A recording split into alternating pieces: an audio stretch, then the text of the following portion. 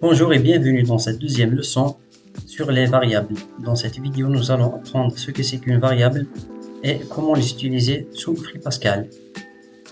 Donc une variable, c'est une zone de la mémoire qui permet de stocker des données temporairement pendant l'exécution d'un programme. On retient bien que la variable, elle a un nom, un type et une valeur. Il y a plusieurs types de variables. Nous allons voir quelques-uns. Nous avons entier, c'est un nombre entier. Réel, qui contient un nombre décimal. Caractère, qui contient un caractère unique. Chaîne de caractères contient une chaîne de caractères, comme des phrases. Booléen contient deux valeurs, soit vrai ou faux. Dans cet exemple de code, nous avons un programme nommé test. Nous avons déclaré quelques variables. On déclare nom de type string, qui veut dire une chaîne de caractères. Âge, integer, qui est un entier. Note en nombre décimal, réel. Admis, booléen, pour vrai ou faux. Bloc, c'est un caractère. Lorsque le programme s'exécute, nous avons la variable nom, reçoit Alilou. Âge, reçoit 25. Note, reçoit 17,50.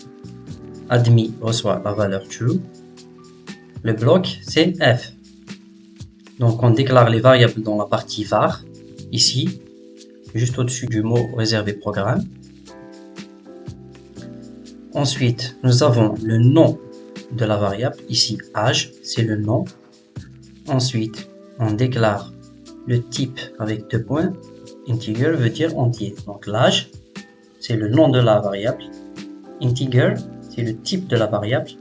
Ici, on lui a affecté la valeur 25. Ça veut dire l'âge, la variable âge qui est de type entier ou integer, contient maintenant en mémoire la valeur 25. C'est la même chose pour toutes les variables. Nom, âge, note, admis et bloc. Donc, dans un éditeur de code comme Free Pascal ou NI2 sur Android, nous allons faire quelques exercices pour maîtriser ce nouveau concept. Donc, je lance Free Pascal. Je commence toujours par sauvegarder le fichier Pascal. Je vais faire exo. Maintenant, on va voir les questions. Déclarer une variable de type string nommée entreprise et lui affecter la valeur alphatech.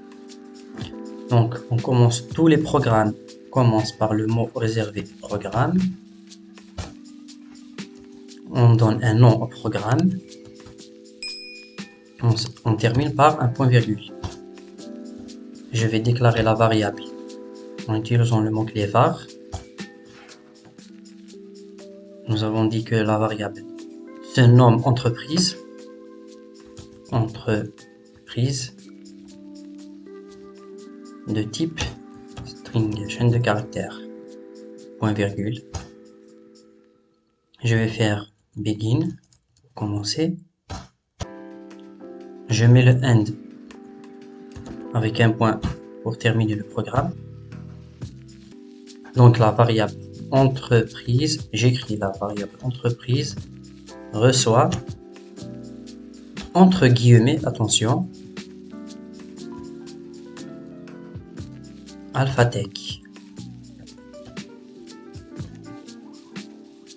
Très bien. Donc ici, nous avons fait le premier exercice. Le deuxième exo, c'est de déclarer une variable de type entier nommée âge. On lui affecte l'âge comme une valeur.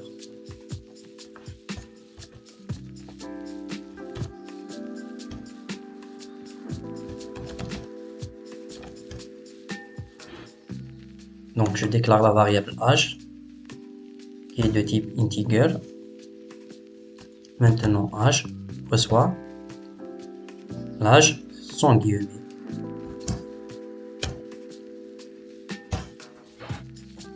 Très bien.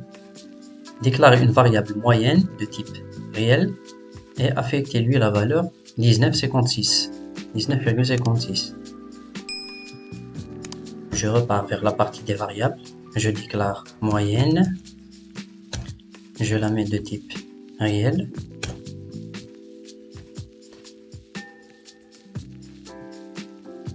ici, dans le bloc begin, dans le bloc begin end, je vais saisir moyenne, reçoit 19, virgule, on met le point, pardon, 56 et point virgule pour terminer l'instruction. Pour le quatrième exo, affectez-lui juste après 19,62. Donc c'est facile, on va faire moyenne, reçoit 19,62.